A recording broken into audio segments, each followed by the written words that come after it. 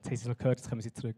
Nein, hey, wir sind in dieser Serie drin, Abenteuer des Glaubens. Und ich liebe die Idee und das Bild, das das malt, von dieser Nachfolge von Jesus ist ein Abenteuer, wo wir uns darauf einladen können oder nicht, wo viel Unerwartetes kommt. Und ich habe die letzten 2 Predigten geliebt, vom Reto und vom Joni, die wir gehört haben, und darf heute weitermachen.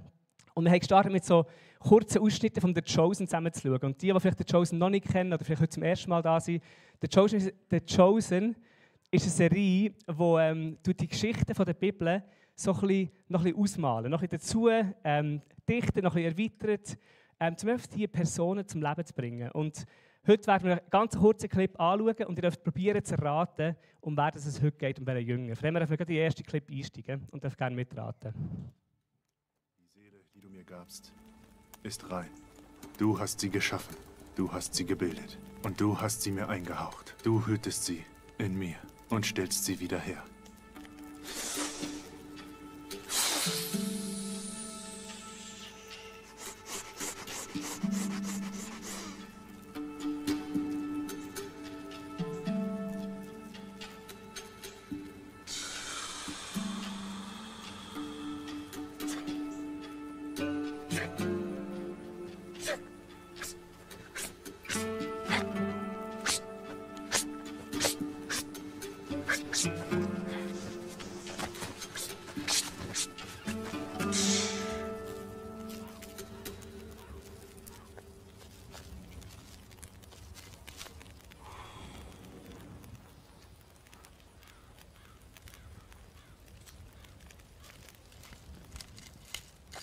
Alright, probieren wir mal kurz. Außer dem Joni und denen, die darfst du das voll gerne vergeben, das verstehe ich. Danke, Steffi.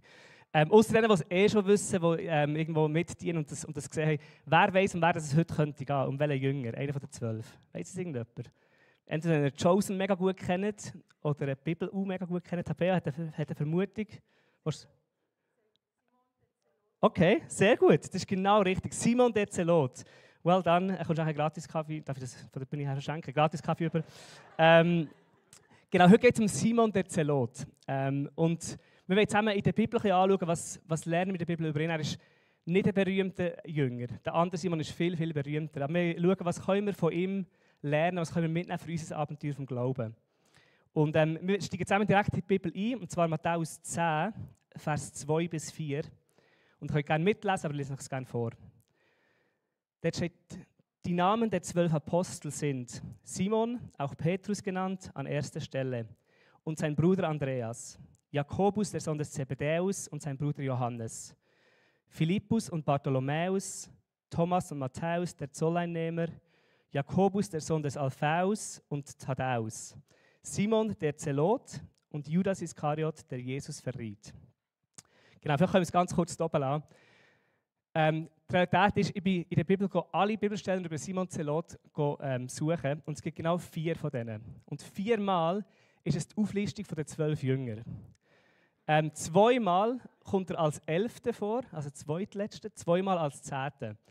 Also man merkt relativ schnell, die Bibel gibt kein einziges Wort im Mund von Simon Zelot her, keine einzige Tat, die er spezifisch gemacht hat, vielleicht mit der Gruppe der Jünger schon. Aber man hat keine Stelle, wo er genauer beschrieben wird als einfach das Simon der Zelot.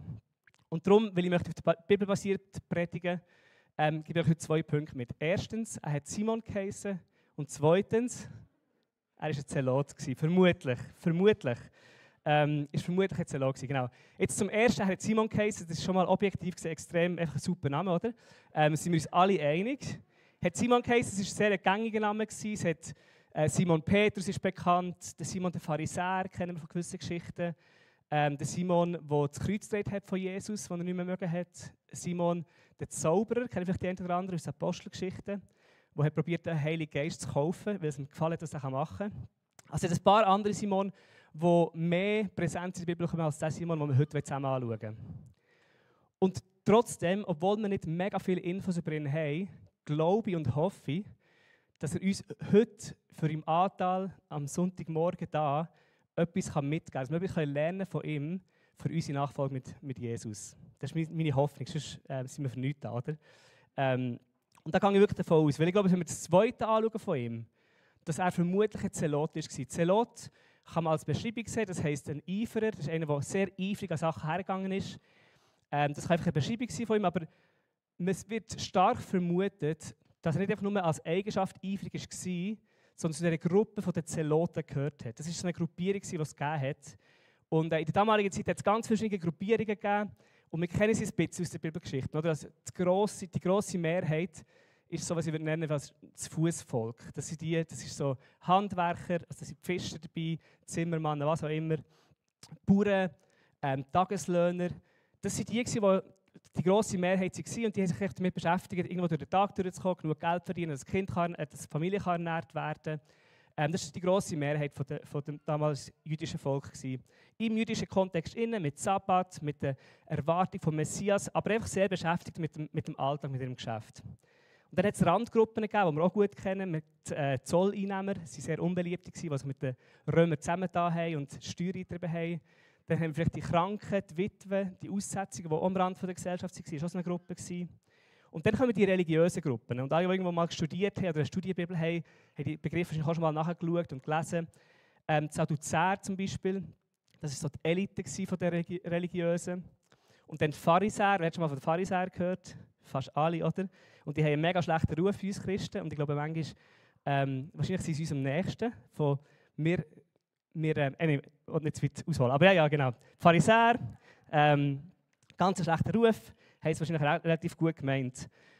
Und die Zeloten war eine Absplitterung von den Pharisäern. Die haben in vielem das Gleiche geglaubt und das Gleiche erwartet. Für sie war der Glaube extrem wichtig. Für sie ist Gott sehr zentral. Sie haben das ganze Leben um das umgebaut. Sie sind jeden Sonntag in den Gottesdienst gekommen. Sie haben ein Fischchen hinter dem Auto gehabt. Wirklich so, echt so die richtig Eifrigen, die Gott ins Zentrum gestellt haben. Und der Eduard Lohse schreibt über sie, als zum Unterscheiden zu den Pharisäern, sagt er, sie, also die Zeloten, sie waren nicht bereit, wie die Pharisäer geduldig auf die zukünftige messianische Wende zu warten, sondern wollten durch aktives Handeln selbst den Gang der Geschichte bestimmen. Das heißt, sie hat das Gleiche geglaubt und erwartet wie die Pharisäer, dass Gott kommt als Messias, dass er sie wird befreien von den Römern. Aber sie hat das Gefühl, komm, wir helfen Gott ein bisschen nachher. Sie haben angefangen zu bewaffnen, sie haben angefangen, eine Bewegung zu gründen. Andere Übersetzungen nennen sie auch Freiheitskämpfer. Sie haben sich bewaffnet und sie waren eine radikale Gruppe, die wollten, dass Gott jetzt zurückkommt und sie befreit von den Römern.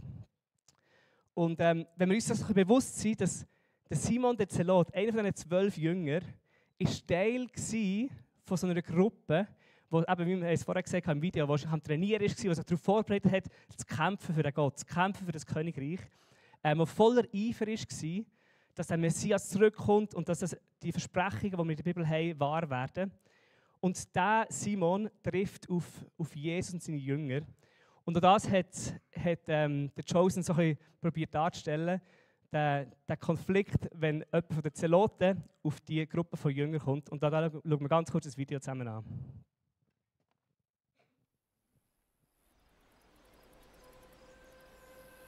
Hast du meinen Bruder in Jerusalem geheilt, Rabbi? Ja. Dann bist du der. Ja.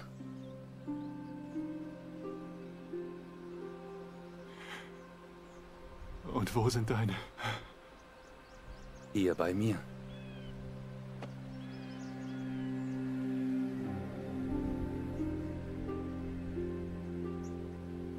Sie sind wohl eher nicht die gefährlichen Krieger, die du dir vorgestellt hast, was? Da sind noch mehr, die gerade nicht hier sind. Gehen wir ein Stück, Simon, Sohn des Zebulon. Jungs, versorgt seine Wunden. Thomas, gib ihm was zu essen. Rama, bitte schau nach Maria.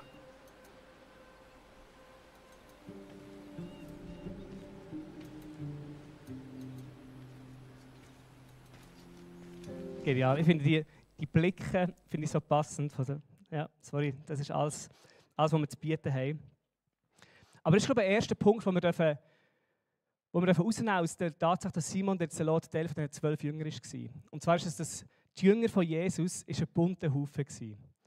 Wenn wir die Auflistung durchlesen, dann merken wir, dass da Leute aus den verschiedensten Gruppierungen dabei waren. Und es sind ja noch mehr als nur die 12 Jesus nachgefolgt. Wir haben auch gelesen oder gehört von den Frauen, die mitgegangen sind, dass ja noch viel mehr Leute dabei waren. Und ich glaube, wir dürfen uns bewusst werden, dass die Nachfolge von Jesus, das ist wahrscheinlich zum Teil ziemlich spannend drin gewesen. Weil wenn ein Zelot und ein Zolleinnehmer zusammen müssen etwas machen, und ich glaube, im Chosen manchmal ist es noch so extra, die zwei dann zusammen rausschicken, um es ein bisschen zu zeigen. Aber ich finde es spannend, dass Jesus in seiner Gruppe von Nachfolgern nicht einfach nur einen Typ von Nachfolger sucht. Und auch nicht einfach nur einen Typ, oder nicht alle zum gleichen Typ macht, sondern er ist ganz okay. Er toleriert sie, sondern er liebt die Vielfalt von seinen Nachfolgern. Und ich finde das etwas mega Schönes. Und ich glaube, etwas, was wir dafür mega mitnehmen, ist, dass Gott nicht einfach uniforme Nachfolger möchte. Dass Gott nicht eine Schablone hat, wie wir müssen aussehen als Nachfolger, wir müssen jetzt da irgendwo reinpassen, sondern Gott nimmt uns so, wie wir sind und wie wir kommen. Und ich denke manchmal, jetzt zwar nicht mehr, aber im alten Job hatte ich einen Arbeitskollegen, der FCB-Fan war. Und ich als IB-Fan weiss, dass es eine Sünde ist und er nicht. Oder als Christ weiss man das eigentlich. Aber ich hatte schon dann Mühe gehabt, wirklich, und das ist so doof, so ein banales, oberflächliches Beispiel, aber irgendetwas zwischen uns, das war eine ständige Spannung. Einfach weil er von einem anderen Club Fan ist. Und ich denke mir, wie viel mehr Spannung ist drin, wenn es darum geht, das Zentralste vom Leben, Gott und das, was wir in das Leben umgebaut haben, wenn wir da komplett andere Ansichten haben. Und Jesus sagt, hey, das ist okay, das hat Platz, das darf sein. Und ich denke mir, vielleicht manchmal probieren wir die Spannung immer unter den Christen immer komplett aufzulösen. Alle müssen gleich denken und den gleichen Ansatz haben und die gleiche Überzeugung haben und es gleich ausleben. Und Jesus lebt uns vor und sagt, weißt du, ich kann ganz gut mit dieser Spannung leben. Und vielleicht ist es so eine Einladung für uns, um zu sagen, weißt du, vielleicht sehen Leute auch Jesus und seine Nachfolger, gerade wenn wir in der Spannung leben und wenn wir es trotzdem einander irgendwo zusammen unterwegs sind und dem Jesus nachfolgen. Ich habe kürzlich in einem Podcast gehört, wo ein älterer Mann gesagt hat, wo er sich reflektiert über sein Leben und er sagt, Gott ist ein Künstler. Er ist nicht ein Produzent. Gott ist nicht jemand, der am Laufband probiert, so schnell wie möglich und so viel wie möglich das Gleiche zu produzieren und rauszulassen, sondern Gott nimmt, was er in der Hand hat und er probiert, etwas Wunderschönes daraus rauszuholen. Und ja, er verändert uns, hoffentlich. Ja, er nimmt jeder, wie wir sind, er lässt uns nicht an, wo wir sind, aber wir dürfen so sein, wie wir sind, wie er es gemacht hat. Und das darf uns, glaube ich, ermutigen, entspannen, aber auch herausfordern, finde ich. Zum einen finde ich es mega entspannt, dass wir nicht anfangen müssen, unser Abenteuer mit Gott mit anderen zu vergleichen. Dass wir irgendwo sehen, der Joni, bei ihm ist so und so gegangen, so sollte die Reise aussehen von einem guten Christ und jetzt muss es bei mir genau gleich aussehen. Und dann machen wir einen ständigen Stress vom Vergleichen, wo stehe ich und messen, wie weit bin ich und was sollte ich als nächstes. Sondern wie zu wissen und entspannen, hey, Gott macht mit mir eine Reise, Gott macht mir ein Abenteuer und es sieht vielleicht ganz anders aus als bei der Person neben dir oder hinter dir. Und Gott ist mit dir auf deiner persönlichen Reise. Und gleichzeitig, glaube ich, fordert es raus, oder hoffentlich fordert es raus, dass deine Reise mit Gott kannst nur du leben. Du bist nicht einer von 2 Milliarden Christen auf dieser Welt. Und wenn du deine Reise nicht lebst und deine Beziehung nicht, oder Jesus nicht nachher folgst, dann fehlt halt einer von 2 Milliarden. Sondern du bist einzigartig. Und Gott hat mit dir eine Reise und Gott möchte dich auf das Abenteuer mitnehmen. Und hoffentlich fordert uns das raus und sagt, okay, ich lasse mich auf das ein. Das ist mehr als einfach nur A, B, C glauben und das machen und dann ist es erledigt für mich. Sondern nein, ich lasse mich auf das ein, was Gott mit mir machen möchte. Ich lasse her, ich lasse in mein Leben reinreden und ich lasse das zu. Ich habe da aufgeschrieben, das Abenteuer ist essentiell persönlich. Es ist nicht etwas, wo man ein Programm daraus machen kann und das machen wir alle gleich, sondern es ist essentiell persönlich. Und ja, wir machen es alle zusammen und ja, wir brauchen auch, wir sind lieb, aber jeder von uns hat Zeit, Teil zu spielen. Das ist, glaube ich, das Erste, was wir einfach so vom Simon der Zelot lernen können. Einfach die Tatsache, dass dort steht, Simon der Zelot, dürfen wir wissen, hey, Gott ist ganz okay mit Unterschieden, Gott ist ganz okay mit Spannung innerhalb von dem und er kann mit dem umgehen. Und Gott möchte, so wie du bist und da, wo du bist, möchte er dich nehmen und mit dir zusammen auf die Reise gehen. Das ist das Erste. Und das Zweite, wo wir eigentlich heute vor allem darauf fokussieren und der Titel der Predigt ist, dass Jesus in unserem Leben ein neues Ziel gibt. Der Simon, der hat ein ganz klares Ziel gehabt. Er wollte das Königreich Gottes bringen und er hat einen klaren Plan gehabt. Er hat gewusst, das machen wir so und so. Aber Jesus ist in sein Leben hineingekommen und hat alles über den Haufen geworfen. Alle Pläne, die er hatte, alle Ziele, die er hatte, wie das passiert und Vorstellungen, hat Jesus über den Haufen geworfen. Und ich glaube, es ist Teil davon, wenn wir in die Nachfolge hineingerufen werden, ist, dass uns Jesus ein neues Ziel gibt, dass uns Jesus eine neue Mission gibt, eine neue Vision gibt. Da, wo Jesus Menschen begegnet ist und sie in die Nachfolge hineingerufen hat, hat er ihnen immer ein neues Ziel und eine neue Vision gegeben. Und auch da haben wir einen kurzen Clip, wo wir zusammen schauen, wie das viel Licht hat können sein zwischen Simon und Jesus. Warum, Jesse? Warum hast du ausgerechnet meinen Bruder ausgewählt? Dieser Mann hat 38 Jahre lang unsäglich gelitten. Das ist eine lange Zeit. Und wie hätte ich sonst dein Interesse geweckt? Mein Interesse? Dein Orden hat dich zur Furchtlosigkeit erzogen? Kein Herr außer Gott, bis zum Tod. Was ich getan habe für deinen Bruder, ist nicht der letzte Aufruhr, den ich verursachen will.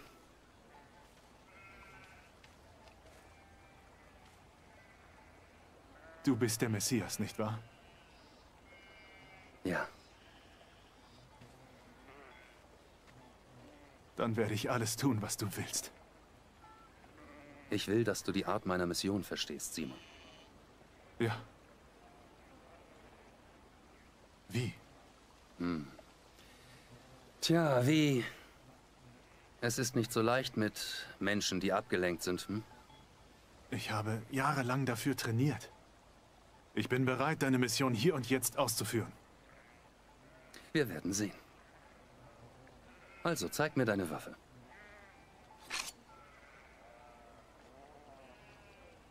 Beeindruckend. Das ist was Besonderes.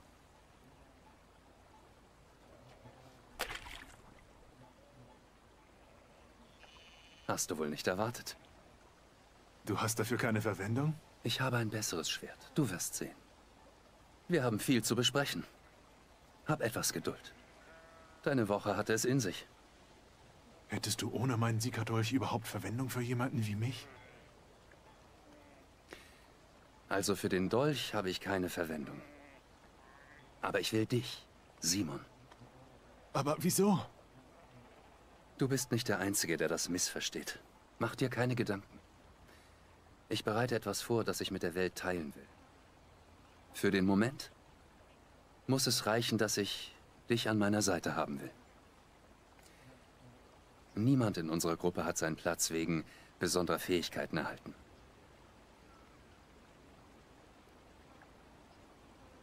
Rabbi, Ja, Simon? das, was du da am Teich getan hast, während eines hohen Feiertages, könnte einige Leute auf den Plan rufen,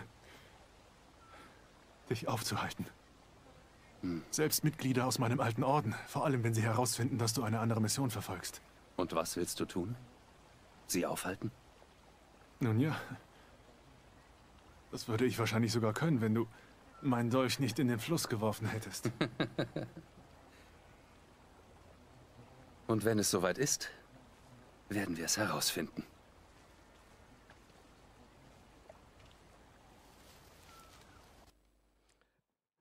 So gut. Das Bild vom Dolch, das er im Weg nimmt, wo irgendwie alles ist, was er das Gefühl hat, was er bringen kann. Seine Fähigkeiten, sein Training, alles, und er sagt, hey, okay, das qualifiziert mich, um dieses Königreich zu bauen. Jesus nimmt es, ist beeindruckt, also wahrscheinlich ein bisschen zynisch, oder ist beeindruckt und sagt, ja, okay, schön und gut, hey, also wahrscheinlich denkt er sogar, hey, krass, du hast dich so investiert, du hast dir so Mühe gegeben, und dann wirft er sie in den Fluss. Und man sieht richtig, wie die Rädchen anfangen zu drehen beim Simon.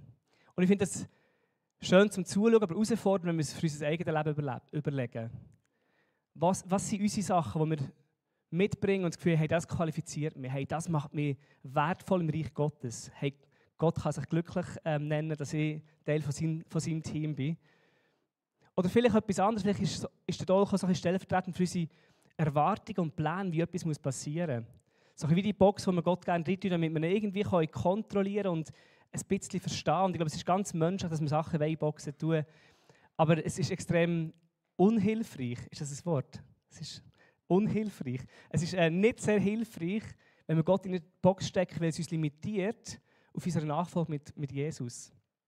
Und ich glaube, wir sind eingeladen, wenn wir an Simon Zelot denken, unser Alter, unsere Vorstellungen, unsere Präferenzen irgendwo Jesus herzulegen und sagen, hey, in erster Linie wollen wir dir vertrauen. In erster Linie wollen wir, was du machst, machen und nicht einfach unsere Pläne durchziehen. Und es gibt den Begriff Missio Dei. Vielleicht kennt die einen oder anderen den Begriff und den bedeutet verschiedene Sachen, verschiedene Leute, aber im Großen und Ganzen bedeutet es die Mission, wo Gott im Zentrum steht. Was Gott am Machen ist, seit Genesis 3, ist eine Welt, die er liebt, die er wunderbar geschaffen hat, probiert wiederherzustellen. Beziehung mit Menschen, die Art und Weise, wie Menschen miteinander unterwegs sind. Er ist aus dieser Mission Dei und er geht raus und geht diesen Menschen nachher. Und wir leben häufig in dieser Mission Mei. Hat das schon mal jemand gehört? Ich hoffe noch nicht, das haben wir selber erfunden. Nicht erfunden. Ich bin nachschauen, was heisst E und Ego auf Latinisch und das heisst Mei. Das ist doch super. Und darum ist auch die Frage, lebst du in deiner Mission Mei oder Mission Dei? Lebst du in dem Leben, wo du im Zentrum stehst und was du möchtest machen und erzielen und Gott ist da, um dir ein bisschen helfen dabei? Oder lebst du oder leben wir, ich tue mich gerne reinschließen, leben wir und sagen, weißt du, wir möchten uns dem anschließen, was Gott am Machen ist. Wir wollen nicht, dass Gott uns helfen kommt. Wir wollen nicht Gott einladen in unser Leben und unsere Pläne und uns zu sagen, sondern wir wollen Ja sagen, zum Teil von dem zu werden, was er am Machen ist. Sagen, ja, wir wollen, dass was dein Herz ist, was du machst auf dieser Welt, in meiner Nachbarschaft, an meinem Arbeitsplatz. Ich möchte gerne Teil von dem sein, was du dort machst. Und ja, das Bild, weil wir vom Abenteuer reden, das Bild von einer Bergwanderung. Ich bin aus dem Berner Oberland ursprünglich, ist zwar schon lange her, als ich dort gelebt habe, aber ich weiss noch, wie die Berge aussehen. Und ich hatte das Bild von einer Bergwanderung, das vielleicht so das Bild von unserem Leben kann sein kann. Und wir sind unterwegs und manchmal haben wir das Gefühl, Jesus ist so ein bisschen wie ein OFO-Drink oder ein Energy-Drink, den wir irgendwo mitnehmen. Und wenn wir müde werden oder nicht mehr können, dann nehmen wir einen Schluck und dann hilft es uns wieder irgendwie. Und dann mögen wir noch mal ein bisschen mehr. Nicht besser, aber länger, oder? Noch ein bisschen weiterlaufen und wir haben unser Ziel vor uns und laufen dann nachher. Aber ich glaube, was Jesus ist ein Bergführer, der uns über den Weg läuft und sagt, hey, weisst du was, da wo du her möchtest, erstens, mega, mega gefährlich. Zweitens, überhaupt nicht schön am Schluss des Tages. Drittens, mach das nicht. Viertens, was auch immer. Aber er sagt, weisst du was, ich gehe auf eine andere Reise. Ich gehe auf den Berg, gerade auf der anderen Seite. Und hey, ich bin da schon 1000-mal oben und es ist so wunderschön da oben. Hey, die Aussicht, das kannst du dir gar nicht vorstellen. Ich kenne den Weg gut, laufe einfach hinter mir nachher. Und ich glaube, häufig geht es mir so, dass Jesus so ein bisschen als Stütze, vielleicht als Stab, als Energy Drink, was auch immer sehe, für meine Ziele zu erreichen. Aber ich glaube, Jesus fordert uns raus und hat Simon Zelot gefordert, zu sagen, hey, weißt du, wir gehen auf einen anderen Berg. Wir gehen in eine ganz andere Richtung, wir stehen von einer ganz anderen Mission und ich möchte dich da mitnehmen. Und Gott hat das schon immer durch Menschen durchgemacht. Im Alten Testament zuerst durch Abraham, dann durch das Volk Israel, durch die Nation Israel und jetzt durch sein Leib, durch seine Nachfolger, die ihm nachfolgen. Und es gibt so zwei Wörter, die ich finde, die mega gut das Abenteuer zusammenfassen. Und das, was wir heute mitnehmen wollen, ist gerufen und gesendet. Wir sind gerufen von Jesus und wir sind gesendet von Jesus. Und wir haben die letzten Wochen zweimal, vielleicht mehr über das Rufen von Gott gehört, wie Jesus dich beim Namen nennt, in dein Leben hineinkommt, dich kennt, dich liebt, dort, wo du bist, Umstände kann verändern, kann Freiheit hineinbringen. Aber er sendet uns auch wieder aus. Das ist ein Muster, ein Rhythmus, den wir immer wieder sehen in der Bibel. Das sehen wir schon im Alten Testament. Gott ist ein sendender Gott.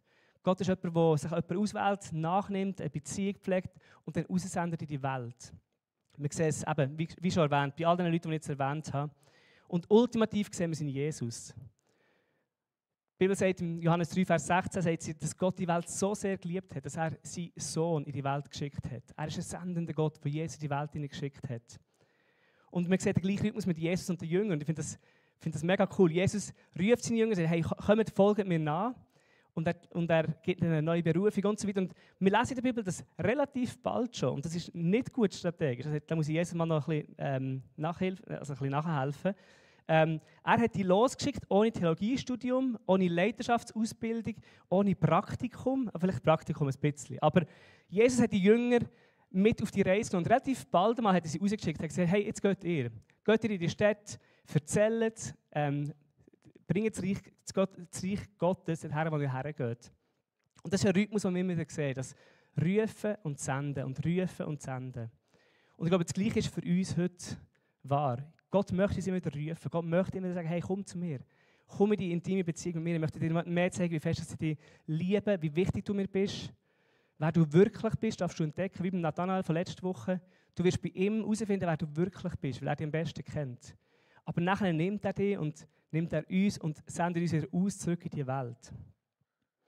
Im Johannes 17, Vers 18, dort betet Jesus für seine Jünger. Und dort steht, so wie du mich in die Welt gesandt hast, habe ich auch sie in die Welt gesandt. Wir sind gesendet in die Welt. Wir sind seine Füße, seine Hände, seine Ohren und sein Maul. Und das ist, wie es dir mitgeht, manchmal ist das nachher so ein bisschen Druck, oder? Wenn es geht, müssen wir. Und ich glaube, wir dürfen einfach die Extreme ein bisschen vermeiden in dem Ganzen. Ich glaube, wir müssen jetzt nicht unbedingt rausgehen und jetzt den Leuten die Bibel um die Ohren schlagen und mit Argumenten beweisen, warum es Gott gibt und warum das jetzt ihm nachfolgen müssen. Ich tendiere manchmal eher zum anderen Extremen. Zu sagen, ja, ich lasse einfach mein Leben leuchten. Oder? Ich lasse mein Leben leuchten und die Bibel sagt, ja, lasst euch gute Taten scheinen. Und sie werden den Vater sehen, oder sie sollen dem Vater danken. Und ich glaube, wir können uns wie zu extrem sagen, hey, wir gehen jetzt raus und wir retten die Welt, wir sind Teil von einer Mission, wir sind Special Force vom Himmel. Oder wir können sagen, weißt du, wir lassen einfach Gott sein Ding machen und ich lebe mein Leben, ich recycle, ich helfe dem Gross über die Straße. Ich bin einfach ein lieber, guter Mensch und Christ und hoffe, dass dann Leute einfach automatisch, wenn sie mein Leben anschauen, dann werden sie Jesus sehen, oder? Und das ist beides nicht grundsätzlich falsch. Ich glaube, beides von dem hat Platz und gehört dazu. Das heisst, Füße sein, das heisst, Hände sein, das heisst, das Maul sein von Gott und die Nachricht zu bringen. Und ich möchte einfach uns ermutigen, gesendet zu leben. Vielleicht irgendwo in der Mitte, irgendwo herauszufinden, hey, weißt du was?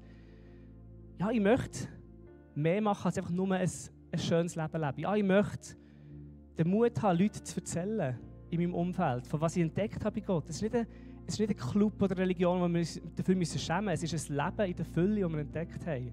Es ist eben, für das Bild nochmal aufzunehmen, es ist ein Bergführer, der uns auf einen schönen, an einen wunderschönen Ort bringt und vor uns hergeht. Und ich möchte uns ermutigen und stelle mir vor, so unser Zürich-Oberland, jetzt haben wir dazu als Stadt Zürich, das gehört zum Zürich-Oberland dazu, aber jetzt ist gut. Unser Zürich-Oberland, wenn wir alle rausgehen, gesendet diese Woche, da wo wir sind, an unseren Arbeitsplätzen, in unseren Quartier, wenn wir gehen mit dem Mut, von Jesus zu erzählen, wenn es angebracht ist, und die Frage da hast, wenn du das Gefühl hast, hey, weißt du was, ich habe irgendwo das Gefühl, da ist eine offene Tür, dann lass uns das machen. Lass uns nicht einfach zu ängstlich sein und Menschenfurcht haben. Und gleichzeitig mit einer Liebe und mit einem Ding von, hey, weißt du was, wir wollen Jesus zu den Menschen bringen mit unserem ganzen Leben. Genau, ich habe mir aufgeschrieben, so, wir sind jetzt gerade dran, so über einen Alpha-Kurs zu reden. Oder? In einem Alpha-Kurs ist eine perfekte Möglichkeit. Wir können denken, ja, cool, alle in der ersten Reihe sollen Leute einladen für den Alpha-Kurs. Und wir können sagen, weißt du was, komm, überlegen wir nochmal. Wer möchte gerne einladen? Komm, wir beten dafür. Komm, wir sprechen eine Person mal darauf an. Und ja, vielleicht kostet es mir etwas und vielleicht denkt sogar mal jemand schlecht oder dumm über mich. Aber hey, es ist einfach ein Mensch. Es ist nicht Gott, es ist einfach ein Mensch. Und wir machen es ja nicht zum uns gefallen, sondern wir machen es um dieser Person gefallen zu tun. Ich habe gestern ein recht einschneidendes Erlebnis gehabt. Ich habe die Predigt ein bisschen vorbereitet, war so mehr oder weniger parat gewesen. Und bin am Morgen mit der Sarah, muss ich ein Bild malen. Es ist so eine recht komplexe Überbauung mit so Park, grossen Gebäuden, kleinen Gebäuden, eine riesige Anlage, wo wir waren. Wir sind zusammen auf einem Bänkchen gehockt und der Neue und der Levi sind am Spielen nebendran. Und dann sind wir am Reden, wir haben über unsere Traumwohnung geredet, wo wir gerade am Schauen sind. Und plötzlich sind unsere Kinder weg. Plötzlich ist es so, oh nein, okay. Und dann dachte ich, ja, easy. Vielleicht die nächste Tür, hat die Tür aufgemacht, hat sie es nicht gesehen. Die hat übergeschaut, auch nicht gefunden. Und alle Eltern, die schon mal ein Kind verloren haben, wissen, was nachher passiert. Der Puls ist ein bisschen rauf, das Blut ist alles in den Kopf aufgegangen, das Adrenalin ist reingeschossen. Und wir sind rumgelaufen, angefangen, Noe, Levi. Und am Anfang so ein bisschen leislich, ruhig, oder so ein bisschen, Noe, Levi, kommen jetzt führen. Und sie waren unterwegs und immer mehr in ein Zeug hineingekommen, nicht in Panik, aber immer mehr in einen Stress hineingekommen, von wo sind die Kinder. Und aber wirklich am Schluss rumgeschrauen, laut gewesen, irgendwo Puls von 180, was auch immer. Und dann bin ich aufgewacht. Einfach aus dem Nichts aufgewacht, hörte Levi noch so ein bisschen brüllen im Bett und dachte, das war nur ein Traum gewesen. Und dann ist etwas mega Krasses passiert. Ich höre das sehr, sehr selten Gott so klar. Aber in dem Moment habe ich das Gefühl, dass Gott sagt, ja, bei dir ist es ein Traum. Weißt du, bei dir ist es jetzt vorbei, du hast deine Kinder, ist alles gut.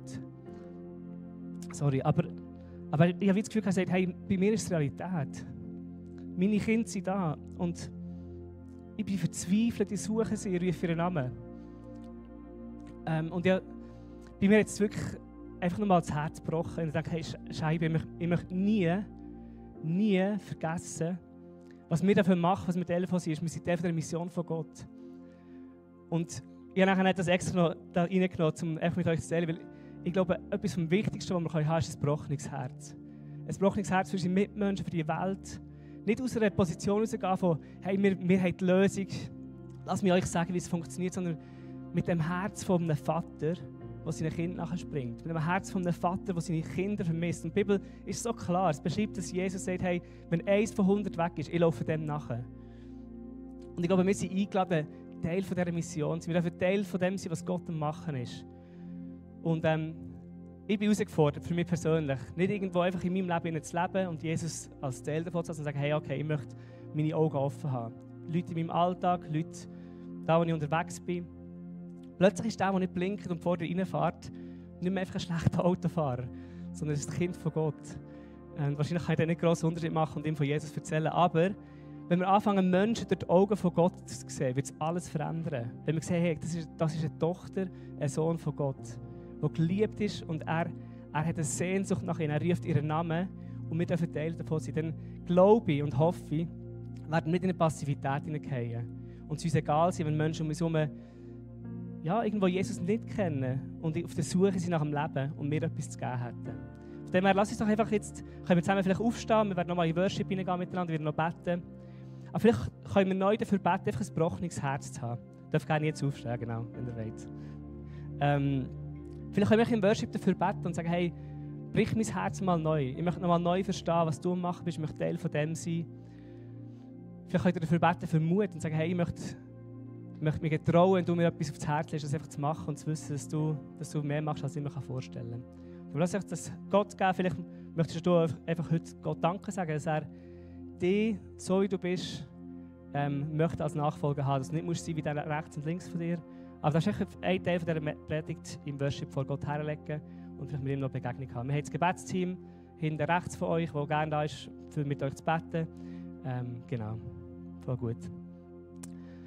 Und Vater, ich danke dir, dass du schon lange am Wirken bist, dass du schon lange die Menschheit auf deinem Herz hast. Ich danke dir für alles, was du am Machen bist in unserer Welt, in unseren Arbeitsplätzen, in unseren Familien, Quartier.